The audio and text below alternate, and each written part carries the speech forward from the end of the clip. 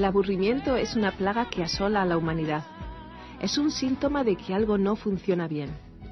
Aunque vivimos en una sociedad llena de ocios y distracciones, nunca ha sido mayor nuestra insatisfacción. Jesucristo no nos prometió una religión, sino que Él dijo que había venido a traer vida, y vida en abundancia. Nosotros creemos que efectivamente lo hizo, y lo hace en la actualidad. Si quieres conocer de esa vida abundante, te invitamos a escuchar sus enseñanzas.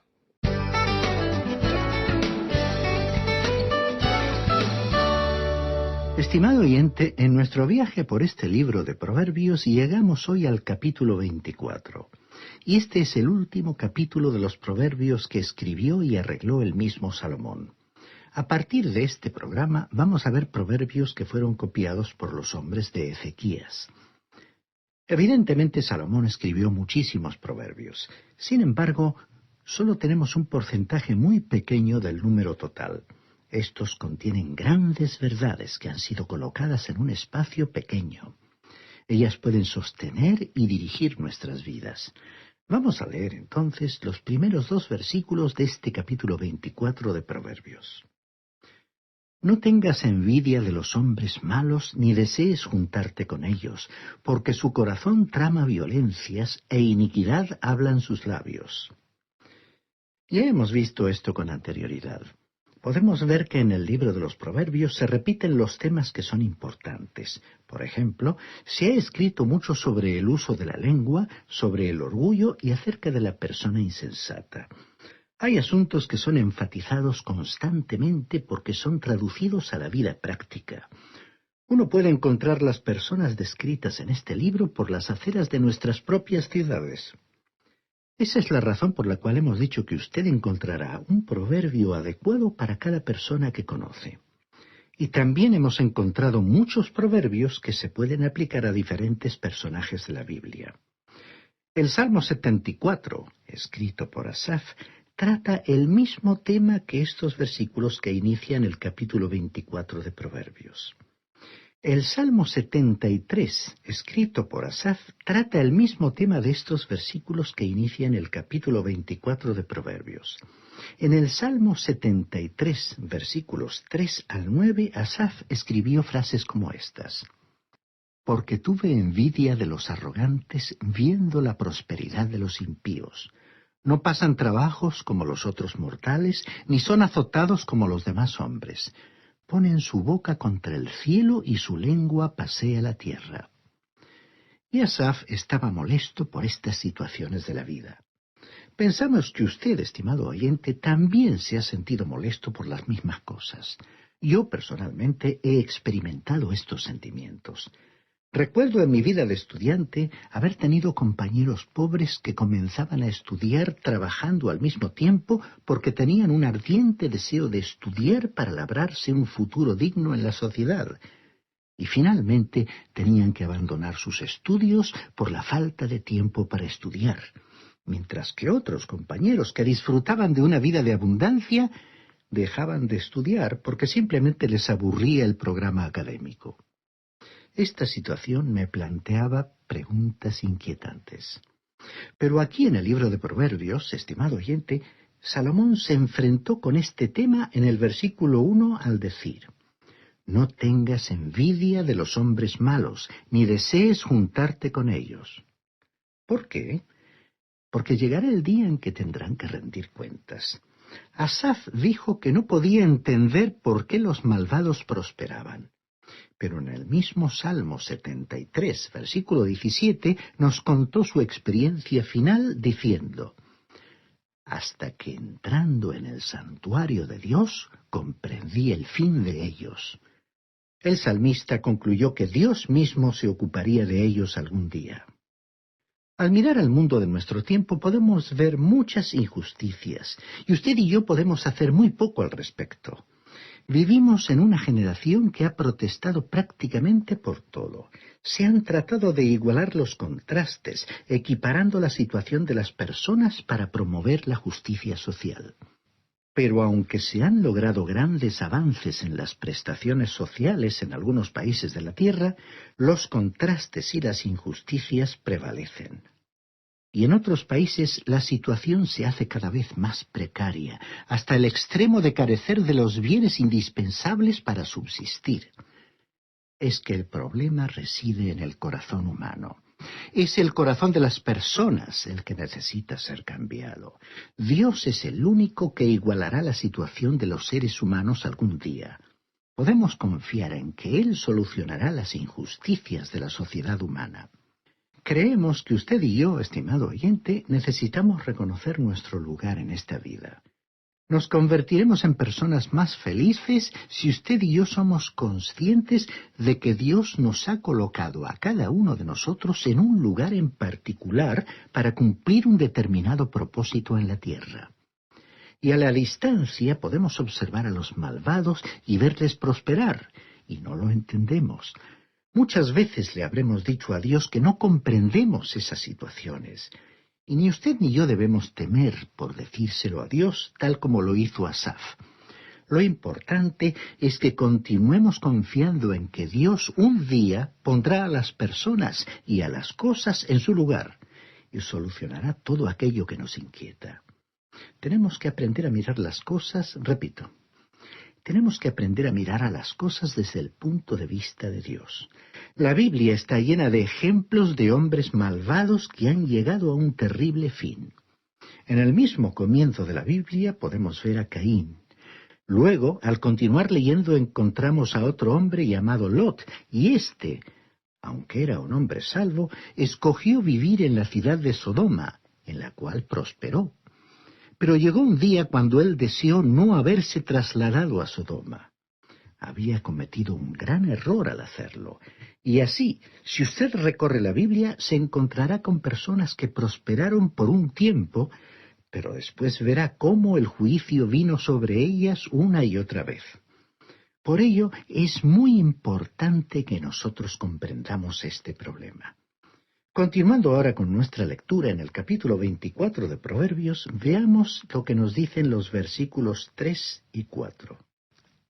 Con sabiduría se edifica la casa, con prudencia se afirma, y con ciencia se llenan las cámaras de todo bien preciado y agradable.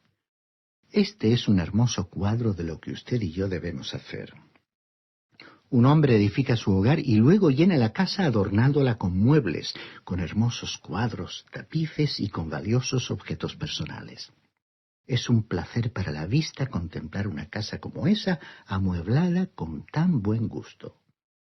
Estimado oyente, usted y yo deberíamos estar edificándonos una casa aquí en la tierra, un hogar de sabiduría, una casa llena de conocimiento. Deberíamos comenzar por acumular en nuestras mentes y corazones toda clase de muebles hermosos, jarrones, cuadros y maravillosos adornos.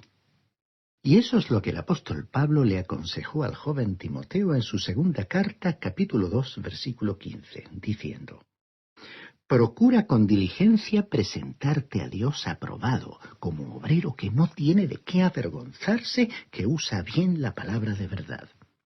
Usted y yo deberíamos estar llenando nuestros corazones y nuestras vidas con la palabra de Dios. Estimado oyente, construyamos una hermosa mansión y no nos conformemos con una casucha en ruinas.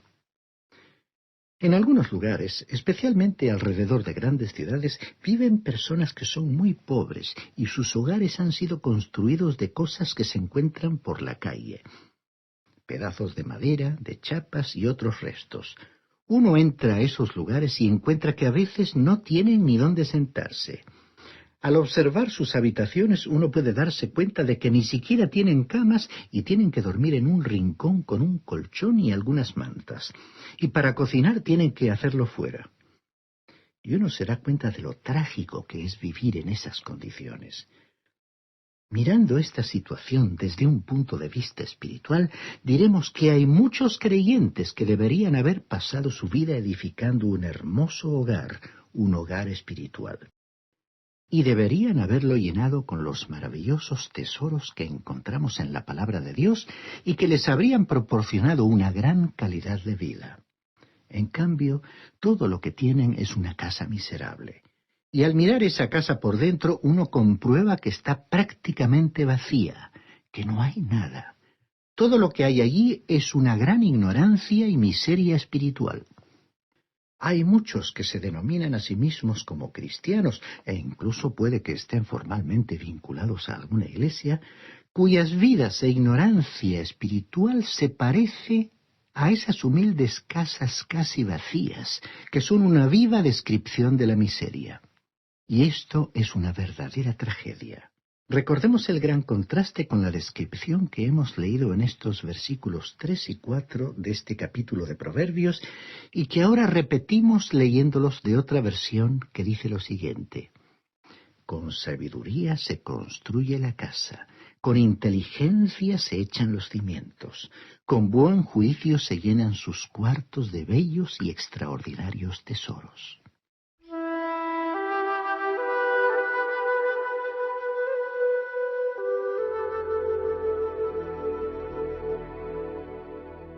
Leamos ahora los versículos 5 y 6 de este capítulo 24 de Proverbios.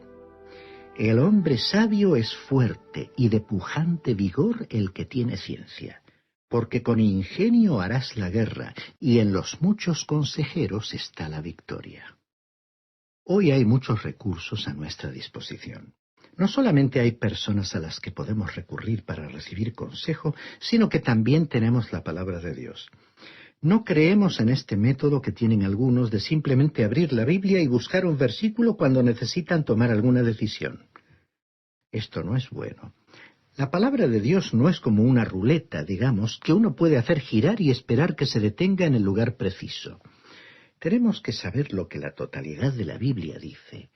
Necesitamos leer a Moisés, a Josué, a Samuel, a David, a Miqueas y a Zacarías, y lo que también escribieron Mateo, Pablo y Juan. Todos ellos son nuestros consejeros y podemos recurrir a ellos cuando tengamos que tomar una decisión. Pasemos ahora al versículo 10 de este capítulo 24. Si flaqueas en día de adversidad, tu fuerza quedará reducida.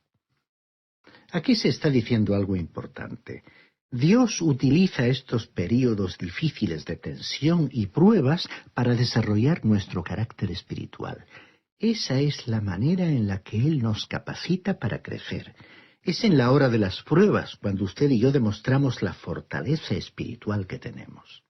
Es de gran consuelo saber que muchos de los hombres de Dios, cuando llegó la hora de la prueba, dieron media vuelta y huyeron.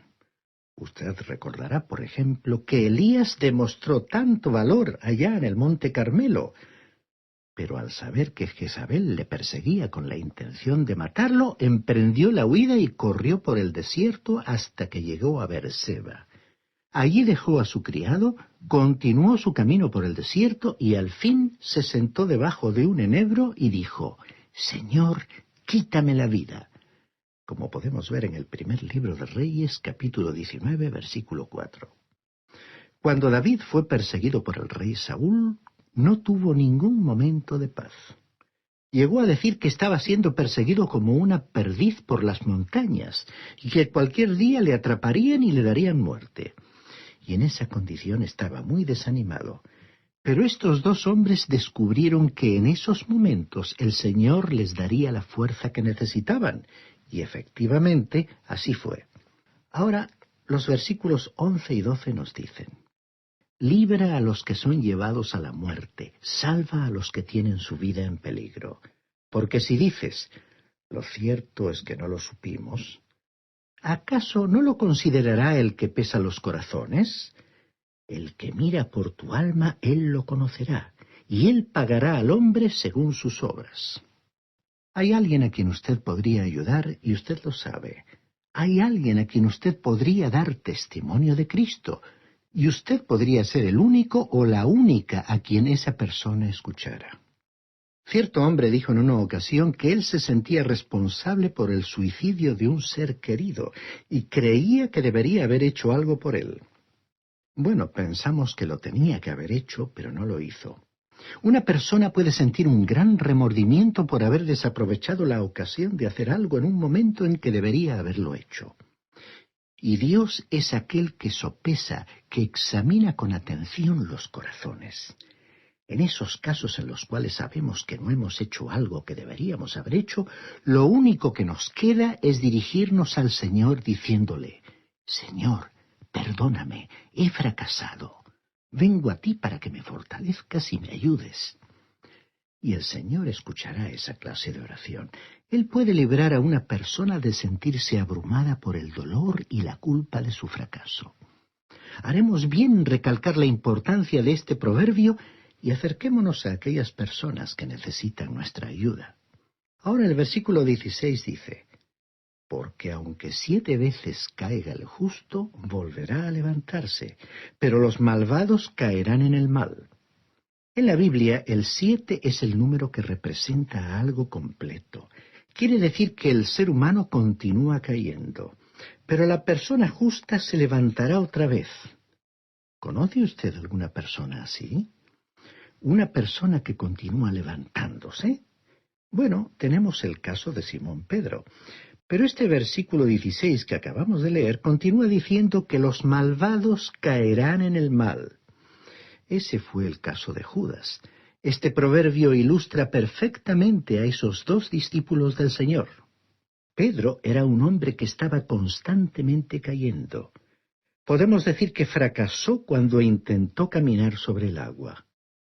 No creo personalmente que haya fracasado porque él realmente caminó sobre las aguas. Él caminó sobre el agua para dirigirse hacia Jesús, pero cuando apartó sus ojos de Jesús y miró a aquellas olas agitadas, comenzó a hundirse. Pero recordemos que el Señor lo rescató y él regresó caminando hacia el bote con Jesús. Pero Pedro verdaderamente fracasó aquella noche en que Jesús fue arrestado. Él negó conocer a Jesús 3 veces. Una y otra vez Pedro le falló al Señor. Pero siempre se levantó y continuó con su Señor. Cierto hombre dijo en una ocasión: ¿sabe usted algo? He fracasado tantas veces que hasta tengo vergüenza de ir al Señor y decirle a Él nuevamente que he fracasado y que quiero comenzar de nuevo. Estimado oyente, usted puede sentirse avergonzado, pero el Señor no lo está. Él está dispuesto a ayudarle para comenzar una vez más. Este hombre también dijo: ¿cuántas veces puede un hombre fracasar y ser restaurado nuevamente? Bueno, no lo sabemos. Nosotros hemos fracasado muchas veces, pero todavía nos acercamos a Él. Y creemos, estimado oyente, que eso es lo importante, que nosotros regresemos a nuestro Padre Celestial y le digamos a Él que hemos tropezado y que nos hemos ensuciado nuevamente y que le pidamos que Él nos ayude a regresar una vez más al servicio de Él. Cuán maravilloso es tener un Padre Celestial así. Ahora, el versículo 17 de este capítulo 24 dice: No te regocijes cuando caiga tu enemigo, ni cuando él tropiece se alegre tu corazón. No podemos negar que cuando algo malo le ha sucedido a alguien que no nos agrada o que consideramos un adversario, hemos experimentado cierta satisfacción, la hayamos expresado o no, porque la naturaleza humana reacciona de esa manera. Pero Dios nos dice que no debemos alegrarnos de la desgracia del enemigo. Esa actitud nuestra no resuelve el problema. ¿Por qué? Leamos el versículo 18.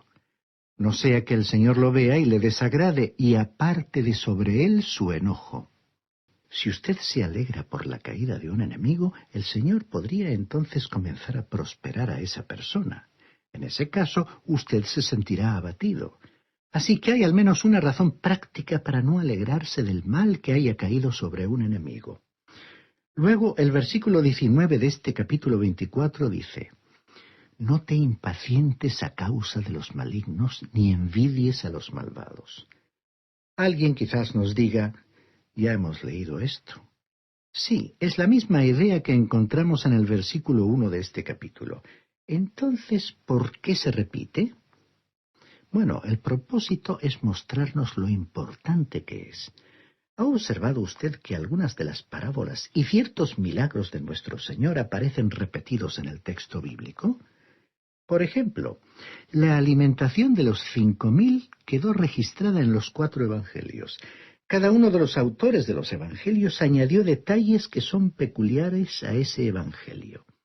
Y el citado milagro fue considerado de tal importancia que fue registrado para nosotros 4 veces. Y la enseñanza de este proverbio necesita ser repetida debido a su importancia.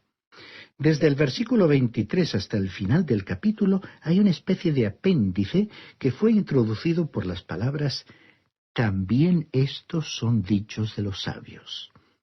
Leamos entonces el versículo 23. También estos son dichos de los sabios.